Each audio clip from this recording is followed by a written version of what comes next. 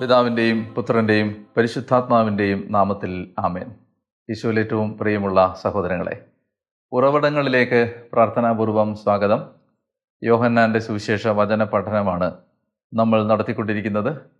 15-ാം അധ്യായത്തിലാണ് ഇപ്പോൾ നമ്മുടെ പഠനം എത്തി നിൽക്കുന്നത്. നിങ്ങളോട് ആമുഖമായി ഞാൻ പറഞ്ഞ കാര്യങ്ങൾ നിങ്ങളുടെ മനസ്സിലുണ്ടെന്ന് ഞാൻ വിചാരിക്കുന്നു. യോഹന്നാൻ്റെ സുവിശേഷം 13 മുതൽ 17 വരെ അധ്യായങ്ങൾ ചർച്ച ചെയ്യുന്നത് കർത്താവ് ഈശോ മിശിഹായുടെ സെഹിയോൻ മാളികയിലെ പരിശുദ്ധ കുർബാനയ്ക്ക് ശേഷമുള്ള പ്രബോധനമാണ്. അതുകൊണ്ട് തന്നെ അത് വിശുദ്ധ കുർബാനയ്ക്കിടയിൽ നടന്ന പ്രസംഗമായിട്ട് വായിക്കണം.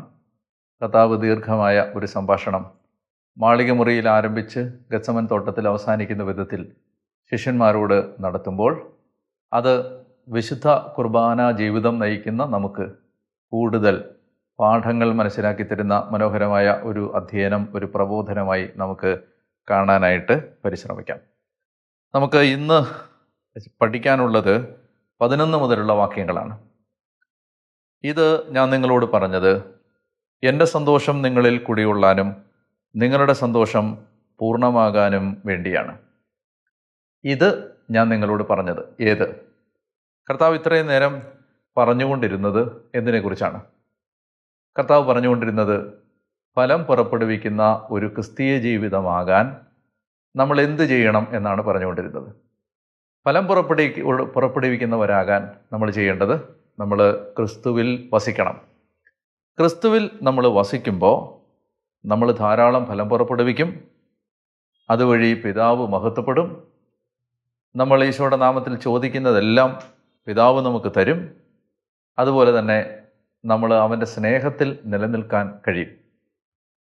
ഈ കാര്യങ്ങളെക്കുറിച്ച് പറഞ്ഞതിന് ശേഷം ഈശോ പറയുകയാണ്, നിങ്ങൾ എൻ്റെ സ്നേഹത്തിൽ ജീവിക്കണം, നിങ്ങൾ ഫലം പുറപ്പെടുവിക്കണം.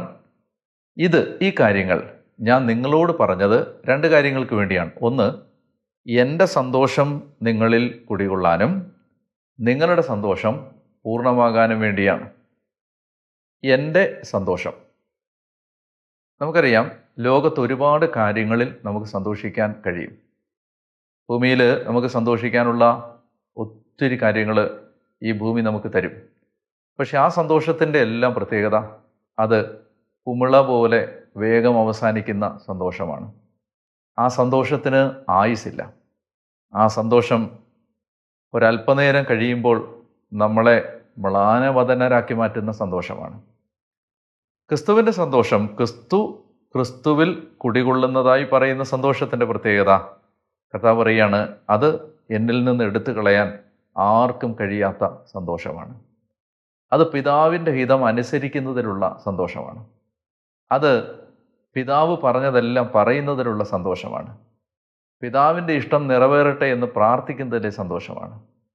സ്വന്തമായി ഒന്നും ചെയ്യാൻ ഇല്ലാത്ത ഒരാൾ ദൈവം പറയുന്നത് മാത്രം ചെയ്ത് ജീവിക്കുമ്പോൾ ദൈവത്തെ പ്രസാദിപ്പിക്കുന്ന ഒരു ആത്മാവിന് ലഭിക്കുന്ന ഒരിക്കലും നശിക്കാത്ത ഒരു സന്തോഷത്തിൻ്റെ കാര്യമാണ് ഈശോ പറയുന്നത്. ആ സന്തോഷം നിങ്ങളിൽ കുടികൊള്ളണമെങ്കിൽ നിങ്ങൾ എന്നിൽ വസിക്കണം. അപ്പോൾ എൻ്റെ സന്തോഷം നിങ്ങളിൽ കുടികൊള്ളാനും. രണ്ടാമതായിട്ട് കർത്താവ് പറയുന്നത് നിങ്ങളുടെ സന്തോഷം പൂർണ്ണമാകാനും. നമ്മൾ ക്രിസ്തുവിൽ വസിക്കുമ്പോഴാണ് നമ്മുടെ സന്തോഷം അതിൻ്റെ പൂർണ്ണതയിൽ എത്തുന്നത്. ആ സന്തോഷത്തിൻ്റെ പ്രത്യേകത, അത് അനുദിനം വളർന്നുകൊണ്ടിരിക്കുന്ന ഒരു സന്തോഷമാണ്. പ്രകാശമുള്ളവരായി ജീവിക്കാൻ നമുക്ക് കഴിയുന്നത് നമ്മൾ യേശുവിനോട് കൂടെ ജീവിക്കുമ്പോഴാണ്. 12-ാമത്തെ വാക്യം, ഇതാണ് എൻ്റെ കൽപ്പന, ഞാൻ നിങ്ങളെ സ്നേഹിച്ചതുപോലെ നിങ്ങളും പരസ്പരം സ്നേഹിക്കണം.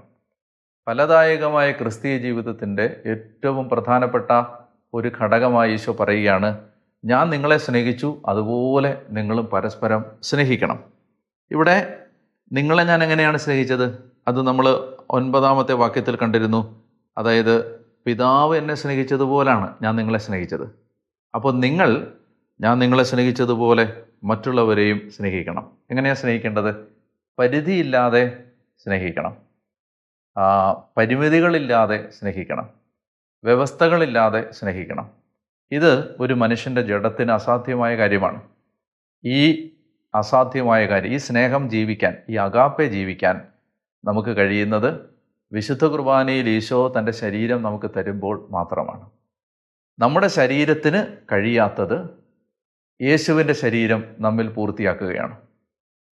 നമ്മൾ ഓരോ വിശുദ്ധ കുർബാന കഴിയുമ്പോഴും ചൊല്ലാവുന്ന നല്ല ഒരു പ്രാർത്ഥന ഇതാണ്: കർത്താവേ, എൻ്റെ ശരീരത്തിന് കഴിയാത്തത് നിൻ്റെ ശരീരം കൊണ്ട് എന്നിൽ പൂർത്തിയാക്കണമേ. കർത്താവേ, എൻ്റെ ശരീരത്തിന് കഴിയാത്തത് നിൻ്റെ ശരീരം കൊണ്ട് എന്നിൽ പൂർത്തിയാക്കണമേ. എന്നെ വേദനിപ്പിച്ച ഒരാളോട് നിരുപാധികം ക്ഷമിക്കാൻ എൻ്റെ ശരീരത്തിന് കഴിവില്ല. കർത്താവേ, എൻ്റെ ശരീരത്തിന് കഴിയാത്തത് നിൻ്റെ ശരീരം കൊണ്ട് പൂർത്തിയാക്കാൻ എന്നെ സഹായിക്കണമേ. നമുക്ക് വ്യവസ്ഥകളില്ലാതെ നമ്മളെ ബുദ്ധിമുട്ടിക്കുന്നവരെ സ്നേഹിക്കാൻ, നമുക്ക് സങ്കടങ്ങൾ തരുന്നവരെ, നമുക്ക് ഭാരം തരുന്നവരെ സ്നേഹിക്കാൻ നമുക്ക് നമ്മുടെ ജഡത്തിന് കഴിവില്ല. ഓരോ വിശുദ്ധ കുർബാനയ്ക്ക് ശേഷം നമ്മൾ വിശ്വസിക്കുകയും പ്രാർത്ഥിക്കുകയും ചെയ്യേണ്ട ഒരു കാര്യം ഇതാണ്: കർത്താവെ, എൻ്റെ ശരീരത്തിന് കഴിയാത്തത് നിൻ്റെ ശരീരം കൊണ്ട് എന്നിൽ പൂർത്തിയാക്കണമേ. അപ്പോൾ ഇത് ഈശോ പറയുകയാണ്, അതുകൊണ്ടാണ് ഞാൻ നിങ്ങൾക്ക് എൻ്റെ ശരീരം തരുന്നത്. ഇനി 13-ാമത്തെ വാക്യം ആ സ്നേഹത്തിൻ്റെ പൂർണ്ണത എന്താണെന്ന് പറയുകയാണ്. സ്നേഹിതന് വേണ്ടി സ്വന്തം ജീവൻ അർപ്പിക്കുന്നതിനേക്കാളും വലിയ സ്നേഹം ഇല്ല. അപ്പോൾ നമ്മൾ മനസ്സിലാക്കണം, ഒരുപാട് ആളുകൾ വിചാരിച്ചു വെച്ചിരിക്കുന്നത് ക്രിസ്തീയ ജീവിതം എന്ന് പറഞ്ഞാൽ പള്ളിയിൽ പോവുക, പ്രാർത്ഥിക്കുക, ദശാംശം കൊടുക്കുക, പള്ളിയിലെ സംഘടനകളിലൊക്കെ പ്രവർത്തിക്കുക, കുടുംബ പ്രാർത്ഥന നടത്തുക, കൊന്തയൊല്ലുക, പിന്നെ കുറച്ച് തീർത്ഥാടന കേന്ദ്രങ്ങളിലൊക്കെ പോവുക, വല്ലപ്പോഴും ഒരു ധ്യാനം കൂടുക. ക്രിസ്തീയ ജീവിതം ഇതാണെന്നാണ് ഒരുപാട് ആളുകൾ വിചാരിച്ചു വെച്ചിരിക്കുന്നത്. എന്നാൽ ക്രിസ്തീയ ജീവിതം എന്ന് പറഞ്ഞാൽ ക്രിസ്തു സ്നേഹിച്ചതുപോലെ മറ്റുള്ളവരെ സ്നേഹിക്കാനുള്ള നമ്മിലെ സാധ്യതകളെ കണ്ടെത്താനുള്ള ആ പരിശ്രമത്തിൻ്റെ പേരാണ് ക്രിസ്തീയ ജീവിതം. ഇവിടെ ഈശോ പറയുകയാണ്, നിങ്ങൾ ആ സ്നേഹം എവിടം വരെ സ്നേഹിക്കണം, എവിടം വരെ നമുക്കൊരാളെ സ്നേഹിക്കണം? അയാൾക്ക് വേണ്ടി മരിക്കാൻ തയ്യാറാകുന്നത് വരെ സ്നേഹിക്കണം, മരണത്തോളം സ്നേഹിക്കണം. അതാണ് ആ സ്നേഹത്തിൻ്റെ ആത്യന്തികമായ അളവുകോല്. ഒരാളെ ഏതറ്റം വരെ സ്നേഹിക്കണം, ഏതറ്റം വരെ ഒരാളോട് ക്ഷമിക്കണം, ഏതറ്റം വരെ ഒരാളോട് കരുണ കാണിക്കണം, ഏതറ്റം വരെ ഒരാളെ മനസ്സിലാക്കണം, അയാൾ മരിക്കുവോളം, അതേ പറയുന്നത്, ജീവൻ കൊടുക്കുന്ന അത്രയും സ്നേഹിക്കണം. ഇതാണ് ആ സ്നേഹത്തിൻ്റെ ആ നീതിയുടെ മാനദണ്ഡം. അല്ലാതെ ഒരു ചെറിയൊരു ചാരിറ്റി കൊടുത്തു, ചെറുതായിട്ടൊന്ന് സഹായിച്ചു, വല്ലപ്പോഴും ഒന്ന് പ്രോത്സാഹിപ്പിച്ചു, ഇതിനെ ഒന്നും ബൈബിൾ സ്നേഹമെന്ന് കാണുന്നതേ ഇല്ല. ബൈബിളിൻ്റെ കണ്ണിലെ സ്നേഹമെന്ന് പറഞ്ഞാൽ ജീവൻ കൊടുക്കുന്ന അത്രയും സ്നേഹം.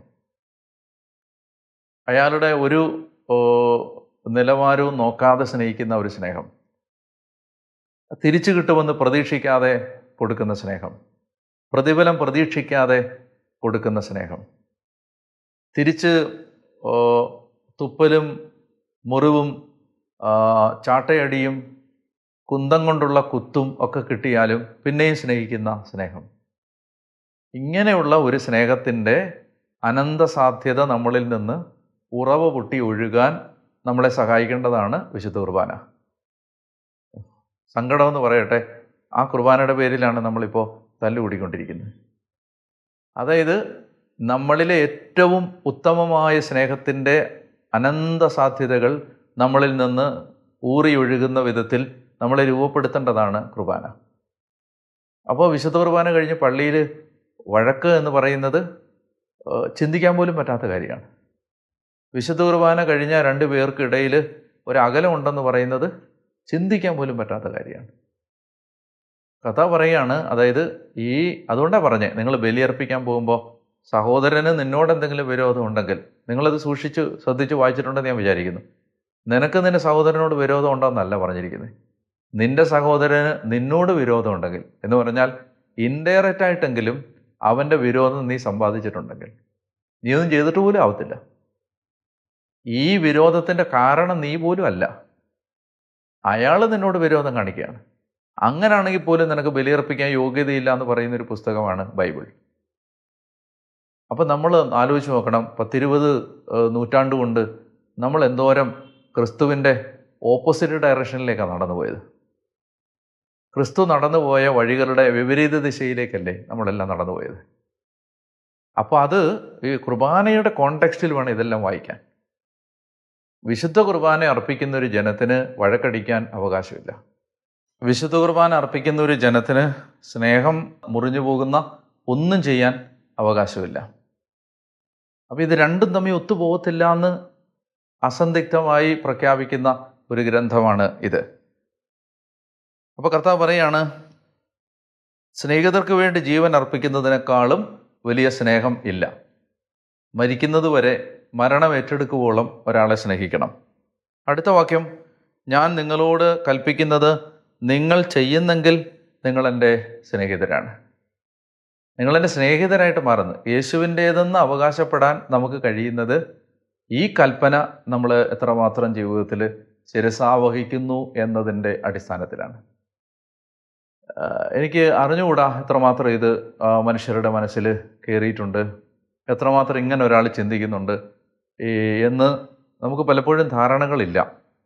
പറയുകയാണ്, നിങ്ങൾ സ്നേഹിതർ, ഞാൻ നിങ്ങളോട് കൽപ്പിക്കുന്നത് നിങ്ങൾ ചെയ്യുന്നെങ്കിൽ മാത്രമാണ് നിങ്ങൾ എൻ്റെ സ്നേഹിതർ. അപ്പോൾ മാത്രമാണ് നിങ്ങൾ എൻ്റെ സ്വന്തമെന്ന് അവകാശപ്പെടാൻ കഴിയുന്ന ആളുകൾ. അടുത്ത വാക്യം, ഇനി ഞാൻ നിങ്ങളെ ദാസന്മാരെന്ന് വിളിക്കുകയില്ല, കാരണം യജമാനൻ ചെയ്യുന്ന എന്തെന്ന് ദാസൻ അറിയുന്നില്ല. എന്നാൽ ഞാൻ നിങ്ങളെ സ്നേഹിതന്മാരെന്ന് വിളിച്ചു, എന്തെന്നാൽ എൻ്റെ പിതാവിൽ നിന്ന് കേട്ടതെല്ലാം ഞാൻ നിങ്ങളെ അറിയിച്ചു. ഭയങ്കര പവർഫുള്ളായൊരു വാക്യമാണത്. അതായത് ഈ രഹസ്യം വെളിപ്പെടുത്തി കഴിഞ്ഞു, രഹസ്യം ഇവർക്ക് മനസ്സിലായി കഴിഞ്ഞു. എന്താണ് രഹസ്യം? ഞാൻ പിതാവിൻ്റെ വാക്ക് കേട്ട് പിതാവിൻ്റെ ഇഷ്ടം നിറവേറ്റി ജീവിച്ചതുപോലെ നിങ്ങൾ എൻ്റെ സ്നേഹിക്കണം എന്ന കൽപ്പന അനുസരിച്ച് ജീവിക്കേണ്ടവരാണ് എന്ന രഹസ്യം വെളിപ്പെടുത്തി കഴിഞ്ഞു. അതുകൊണ്ട് ഇനി നിങ്ങൾ ദാസന്മാരല്ല, നിങ്ങൾ എൻ്റെ സ്നേഹിതന്മാരാണ്. നിങ്ങൾക്ക് എൻ്റെ ഹൃദയ രഹസ്യം ഇനി മുതൽ അറിയാം. നിങ്ങൾ എന്നെ തിരഞ്ഞെടുക്കുകയല്ല, ഞാൻ നിങ്ങളെ തിരഞ്ഞെടുക്കുകയാണ് ചെയ്തത്. എന്തിനാണ് തിരഞ്ഞെടുത്തത്? ഞാൻ നിങ്ങളെ തിരഞ്ഞെടുത്തത് നിങ്ങൾ പോയി ഫലം പുറപ്പെടുവിക്കുന്നതിനും നിങ്ങളുടെ ഫലം നിലനിൽക്കുന്നതിനും വേണ്ടി ഞാൻ നിങ്ങളെ നിയോഗിച്ചിരിക്കുന്നു. എന്തിനാണ് ക്രിസ്ത്യാനിയാവാൻ വിളിച്ചത്? ഈശോയോട് പ്രാർത്ഥിച്ച് കുറേ അനുഗ്രഹങ്ങൾ വാങ്ങി, കുറേ കൂടെ നമ്മൾ അത്യാഗ്രഹികളും, കുറേ കൂടെ അഹങ്കാരികളും, കുറേ കൂടി എളിമപ്പെടാൻ കഴിവില്ലാത്തവരും, കുറേ കൂടി ലോകത്തോട് മമതയുള്ളവരുമായി കൊഴുത്ത് തടിച്ച് ജീവിച്ച് മരിക്കാനല്ല. ഞാൻ നിങ്ങളെ വിളിച്ചത്, മാമോദീസ വെള്ളം തലയിൽ ഇറ്റിച്ച് തന്നത്, നിങ്ങൾ പോയി ഈ സ്നേഹത്തിൻ്റെ ഫലങ്ങൾ ലോകത്തിൽ പുറപ്പെടുവിക്കുന്നതിന് വേണ്ടിയാണ്. തന്മൂലം നിങ്ങൾ എൻ്റെ നാമത്തിൽ പിതാവിനോട് ചോദിക്കുന്നത് എന്തും അവിടുന്ന് നിങ്ങൾക്ക് നൽകും. എന്താ ചോദിക്കുന്നത്? എന്തും. വീടല്ല, കാറല്ല, വസ്തുവല്ല, എന്തും എന്ന് പറയുന്നത്. അതായത് സ്നേഹം ഏതറ്റം വരെയും ജീവിക്കാൻ എന്ത് സാധ്യത നിങ്ങൾ ചോദിച്ചാലും അത് പിതാവ് നിങ്ങൾക്ക് തരും. അതാ പറയുന്നത്. എൻ്റെ കൽപ്പന പാലിക്കുന്നതിന്, ഈ സ്നേഹം ജീവിക്കണമെന്ന എൻ്റെ കൽപ്പന പാലിക്കുന്നതിന് നിങ്ങൾ എന്ത് സഹായം ചോദിച്ചാലും അത് ഏതറ്റം വരെയും ദൈവം തരും എന്നാണ് ആ വാക്യത്തിൻ്റെ അർത്ഥം. ഞാൻ നിങ്ങളോട് കൽപ്പിക്കുന്നു, പരസ്പരം സ്നേഹിക്കുവിൻ. 18 മുതലുള്ള വാക്യങ്ങൾ. ഇങ്ങനെ സ്നേഹം ജീവിച്ച് കഴിയുമ്പോൾ എന്താണ് അതിൻ്റെ അനന്തരഫലം? അതാണ് അടുത്ത വാക്യത്തിൽ പറയുന്നത്. ലോകം നിങ്ങളെ വെറുക്കും. സ്നേഹം ജീവിക്കാൻ ഒരാൾ തുടങ്ങുന്ന നിമിഷം മുതൽ ലോകമെന്ന് യോഹന്നാൻ ഉദ്ദേശിക്കുന്നത് ക്രിസ്തുവിനെതിരെ നിൽക്കുന്ന ഒരു വ്യവസ്ഥിതിയുടെ പേരാണ്. ക്രിസ്തുവിൻ്റെ ഈ മൂല്യങ്ങൾക്ക് ഓപ്പോസിറ്റ് നിൽക്കുന്ന ഒരു മൂല്യ വ്യവസ്ഥയുടെ പേരാണ് ലോകം. ഈ സ്നേഹം ജീവിക്കുന്ന നാഴിക മോമെൻ്റ് മുതൽ ലോകം നിങ്ങളെ വെറുക്കാൻ തുടങ്ങും. ലോകം നിങ്ങളെ ദ്വേഷിക്കുന്നെങ്കിൽ അതിനു മുമ്പേ ലോകം എന്നെ ദ്വേഷിച്ചു എന്ന് അറിഞ്ഞുകൊള്ളുവിൻ. എന്തുകൊണ്ടാണ് ലോകം നിങ്ങളെ ദ്വേഷിക്കുന്നത്? നിങ്ങൾ ലോകത്തിൻ്റേതായിരുന്നെങ്കിൽ ലോകം അതിന് സ്വന്തമായി ഇതിനെ സ്നേഹിക്കുമായിരുന്നു. എന്നാൽ നിങ്ങൾ ലോകത്തിൻ്റേതല്ലാത്തത് കൊണ്ട്, അതുകൊണ്ടാണ് വെറുക്കുന്നത്, നിങ്ങൾ ലോകത്തിൻ്റേതല്ലാത്തത് കൊണ്ട്, ഞാൻ നിങ്ങളെ ലോകത്തിൽ നിന്ന് തിരഞ്ഞെടുത്തത് കൊണ്ട് ലോകം നിങ്ങളെ ദ്വേഷിക്കുന്നു. അതായത് ഇവിടെ ഒരു വശത്ത് ക്രിസ്തുവിൻ്റെ കൽപ്പന, ക്രിസ്തുവിൻ്റെ സ്നേഹം, ഇത് മനസ്സിലാകാത്ത ഒരു സിസ്റ്റത്തിൻ്റെ പേരാണ് ലോകം. ആ ലോകം എപ്പോഴും നിങ്ങളുമായി യുദ്ധത്തിലാണ്. ആ ലോകത്തിന് നിങ്ങളുടെ ഈ നിലപാടുകൾ മനസ്സിലാവില്ല. ഞാൻ ഒരു ചെറിയ ഉദാഹരണം പറയാം. അതായത് നിങ്ങളെ എപ്പോഴും ദ്വേഷിക്കുന്ന, കുറ്റപ്പെടുത്തുന്ന, എപ്പോഴും നിങ്ങളെക്കുറിച്ച് അപവാദം പറയുന്ന ഒരാളെ നിങ്ങൾ വീട്ടിൽ വിളിച്ചു വരുത്തി അയാൾക്ക് ബ്രേക്ക്ഫാസ്റ്റ് കൊടുത്താൽ നിങ്ങളുടെ ഭാര്യ നിങ്ങളെ കുറ്റപ്പെടുത്തും, നിങ്ങളുടെ ഭർത്താവ് നിങ്ങളെ കുറ്റപ്പെടുത്തും, നിങ്ങളുടെ മാതാപിതാക്കന്മാർ നിങ്ങളെ ഒരു പോഴനെന്ന് വിളിക്കും, നിങ്ങളുടെ മക്കൾ നിങ്ങളെ ഒന്നിനും കൊള്ളാത്തവനെന്ന് മുദ്രയിടും. കാരണം ലോകത്തിന് ഈ ഭാഷ മനസ്സിലാവില്ല. കർത്താവ് പറയാണ്, നിങ്ങൾ ലോകത്തിൻ്റേത് അല്ലാത്തതുകൊണ്ട്, ഞാൻ നിങ്ങളെ ലോകത്തിൽ നിന്ന് തിരഞ്ഞെടുത്തത് കൊണ്ട് ലോകം നിങ്ങളെ ദ്വേഷിക്കും. ദാസൻ യജമാനനേക്കാൾ വലിയവനല്ല എന്ന് ഞാൻ നിങ്ങളോട് പറഞ്ഞ വചനം ഓർക്കുവിൻ. അവർ എന്നെ പീഡിപ്പിച്ചെങ്കിൽ നിങ്ങളെയും പീഡിപ്പിക്കും. അവർ എൻ്റെ വചനം പാലിച്ചെങ്കിൽ നിങ്ങളുടേതും പാലിക്കും. എന്നാൽ എൻ്റെ നാമം മൂലം അവർ ഇതെല്ലാം നിങ്ങളോട് ചെയ്യും. നിങ്ങൾ ഒത്തിരി എൻ്റെ നാമം നിമിത്തം ലോകത്തിൻ്റെ കണ്ണിൽ ദുഷിക്കപ്പെട്ടവരായി മാറും.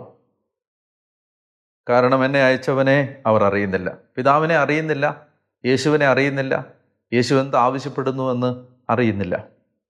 ഞാൻ വന്ന് അവരോട് സംസാരിച്ചിരുന്നില്ലെങ്കിൽ അവർക്ക് പാപം ഉണ്ടാകുമായിരുന്നില്ല. എന്നാൽ ഇപ്പോൾ അവരുടെ പാപത്തെക്കുറിച്ച് അവർക്ക് ഒഴികഴിവില്ല. എന്താണ് ഇവിടെ പാപം എന്ന് ഉദ്ദേശിക്കുന്നത്? ഇവിടെ പാപം എന്ന് ഉദ്ദേശിക്കുന്നത് കൊലപാതകം, വ്യഭിചാരം, മോഷണം എന്നുള്ളതല്ല.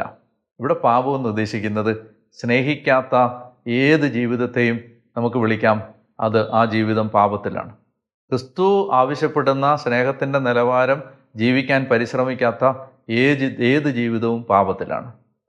അപ്പോൾ ഈ ക്രിസ്തു ആവശ്യപ്പെടുന്ന ഈ നിലവാരത്തിലേക്ക് പോകാത്ത നിമിഷങ്ങളിലെല്ലാം നമ്മൾ പാപത്തിലാണ്. ഞാനിത് നിങ്ങളോട് പറഞ്ഞില്ലായിരുന്നെങ്കിൽ പാപത്തിൽ നിങ്ങൾക്ക് ഒഴികഴിവുണ്ടാവുമായിരുന്നു. ഇനി ഒഴികഴിവില്ല. കാരണം മാനദണ്ഡം വെളിപ്പെടുത്തി കഴിഞ്ഞു. നീതിയുടെ നിലവാരം മനസ്സിലാക്കി തന്നു കഴിഞ്ഞു. നമ്മൾ ജീവിക്കേണ്ട ആ എക്സ്പെക്റ്റഡ് സ്റ്റാൻഡേർഡ് ഓഫ് റൈറ്റിയസ്നെസ് നമുക്ക് മനസ്സിലാക്കി തന്നു കഴിഞ്ഞു. അതുകൊണ്ട് ഇനി ആ നിലവാരത്തിൽ എത്താൻ പരിശ്രമിക്കാത്ത മുഴുവൻ നേരങ്ങളിലും നമ്മൾ പാപത്തിലാണ്. ഞാൻ വന്ന് അവരോട് സംസാരിച്ചിരുന്നില്ലെങ്കിൽ അവർക്ക് പാപം ഉണ്ടാകുമായിരുന്നില്ല. എന്നാൽ ഇപ്പോൾ അവരുടെ പാപത്തെക്കുറിച്ച് അവർക്ക് ഒഴികഴിവില്ല. എന്നെ ദ്വേഷിക്കുന്നവൻ എൻ്റെ പിതാവിനെയും ദ്വേഷിക്കുന്നു. മറ്റാരും ചെയ്തിട്ടില്ലാത്ത പ്രവൃത്തികൾ ഞാൻ അവരുടെ ഇടയിൽ ചെയ്തില്ലായിരുന്നെങ്കിൽ അവർക്ക് പാപം ഉണ്ടാകുമായിരുന്നില്ല. എന്നാൽ ഇപ്പോൾ അവർ എന്നെയും എൻ്റെ പിതാവിനെയും കാണുകയും ദ്വേഷിക്കുകയും ചെയ്തിരിക്കുന്നു. അവർ കാരണം കൂടാതെ എന്നെ വെറുത്തു എന്ന് അവരുടെ നിയമത്തിൽ എഴുതപ്പെട്ടിരുന്ന വചനം പൂർത്തിയാകാനാണ് ഇത് സംഭവിച്ചത്. ഞാൻ പിതാവിൻ്റെ അടുത്ത് നിന്ന് അയക്കുന്ന സഹായകൻ, പിതാവിൽ നിന്ന് പുറപ്പെടുന്ന ആ സത്യാത്മാവ് വരുമ്പോൾ അവൻ എന്നെക്കുറിച്ച് സാക്ഷ്യം നൽകും. ആരംഭം മുതൽ എന്നോട് കൂടെ ഉള്ളവരായതുകൊണ്ട് നിങ്ങളും സാക്ഷ്യം നൽകും. ഇത് ഈ 26 മുതൽ 15-26 മുതൽ ഇനി 16 മുഴുവൻ പരിശുദ്ധാത്മാവിനെക്കുറിച്ചുള്ള പ്രബോധനമാണ്. അത് നമുക്ക് അടുത്ത എപ്പിസോഡിൽ കാണാനായിട്ട് പരിശ്രമിക്കാം. പ്രിയപ്പെട്ടവരെ, ഇന്ന് ഈ വചനം കേട്ട് കഴിയുമ്പോൾ നമ്മുടെ ഹൃദയത്തിലേക്ക് നമ്മൾ കൊണ്ടുവരേണ്ട ഏറ്റവും പ്രധാനപ്പെട്ട ചിന്ത, നമുക്ക് ദൈവം നമ്മളോട് ആവശ്യപ്പെടുന്നത് ദിവ്യകാരുണ്യത്തിൻ്റെ ജീവിതം നയിക്കുക എന്ന് പറഞ്ഞാൽ അത് ക്രിസ്തു ആഗ്രഹിക്കുന്ന ഒരു സ്നേഹത്തിൻ്റെ നിലവാരം ജീവിക്കുക എന്നാണ്. ആ നിലവാരത്തിലേക്ക് എത്താൻ കഴിയാത്ത കാലങ്ങളിലെല്ലാം നമ്മൾ പാപത്തിലാണ്. ആ നിലവാരത്തിലെത്താൻ ആഗ്രഹിക്കാത്ത സമയത്ത് മുഴുവൻ നമ്മുടെ ഉള്ളിൽ പാപം നിറഞ്ഞു നിൽക്കുന്നു. ഈ അവസ്ഥ തിരിച്ചറിയുക. കർത്താവ് പറയുകയാണ്, നിങ്ങളോട് ചോദിക്കുന്നത് എന്തും പിതാവ് തരും. സ്നേഹം ജീവിക്കാൻ ഒരാൾ ആഗ്രഹിച്ചാൽ അതിനുവേണ്ട എല്ലാ റിസോഴ്സസും സ്വർഗം നമുക്ക് പ്രദാനം ചെയ്യും. അതാണ് ഈശോ പറയുന്നത്, തൻ്റെ മഹത്വത്തിൻ്റെ സമ്പന്നതയിൽ നിന്ന് ആവശ്യമുള്ളതെല്ലാം നൽകും എന്ന്. അതുകൊണ്ടാണ് ഈശോ പറയുന്നത്, നിങ്ങൾ ചോദിക്കുന്നതിലും ആഗ്രഹിക്കുന്നതിലും വളരെ കൂടുതൽ ചെയ്തു തരാൻ കഴിവുള്ള അവിടുത്തേക്ക് എന്ന് പറയുന്നത് അതുകൊണ്ടാണ്. അത് ആ ക്രിസ്തുവിൻ്റെ സ്നേഹത്തിൻ്റെ നീളവും വീതിയും ഉയരവും ആഴവും ഗ്രഹിക്കാൻ നിങ്ങൾക്ക് കഴിവ് ലഭിക്കട്ടെ എന്ന് പറഞ്ഞിട്ട് ആ വാക്യത്തിൻ്റെ ഒടുവിലാണ് പറയുന്നത്, നിങ്ങൾ ചോദിക്കുന്നതിലും ആഗ്രഹിക്കുന്നതിലും വളരെ കൂടുതൽ ചെയ്തു തരാൻ കഴിയും. നമുക്ക് എപ്പോഴും നമ്മൾ ഓർക്കണം, നമ്മളെല്ലാം ഇടറിപ്പോകുന്നതും നമ്മളെല്ലാം വീണു പോകുന്നതും ഈ സ്നേഹത്തിൻ്റെ മേഖലയിലാണ്. വല്ലാത്തൊരുതരം വിദ്വേഷത്തിൻ്റെ, അകലത്തിൻ്റെയും പിണക്കത്തിൻ്റെയും പകയുടെയും പടവെട്ടലിൻ്റെയും ഒക്കെ പോരാട്ടങ്ങളുടെയും ഒക്കെ ഒരു വല്ലാത്ത ദുഷിച്ച അന്തരീക്ഷം നമ്മുടെ എല്ലാം ചുറ്റിനുമുണ്ട്. നമുക്ക് കുറെ കൂടി സ്നേഹമുള്ളവരാവാൻ ഈ വചന ധ്യാനം നമ്മളെ സഹായിക്കട്ടെ എന്ന് ഞാൻ പ്രാർത്ഥിക്കുന്നു. ദൈവം നിങ്ങളെ എല്ലാവരെയും സമൃദ്ധമായിട്ട് അനുഗ്രഹിക്കട്ടെ. എന്നെയും നിങ്ങളുടെ പ്രാർത്ഥനകളിൽ ഓർക്കണം. അടുത്ത എപ്പിസോഡിൽ കാണും വരെ ദൈവം നിങ്ങളെ കൃപയിൽ കാത്തു സൂക്ഷിക്കട്ടെ. ആമേൻ.